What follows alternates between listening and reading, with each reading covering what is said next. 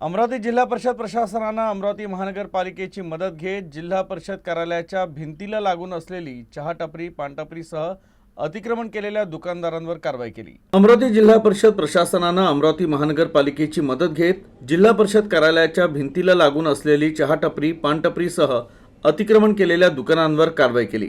जिल्हा परिषद कार्यालयाच्या भिंतीला लागून 8 ते 10 दुकानं अतिक्रमण करून होते।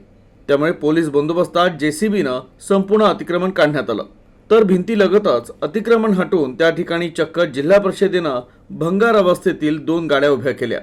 आता त्या ठिकाणी कोणीही अतिक्रमण करू नये आणि दुकानं लावू नये यासाठी जिल्हा परिषद प्रशासनानं ही आगळीवेगळी शक्कल लढवली।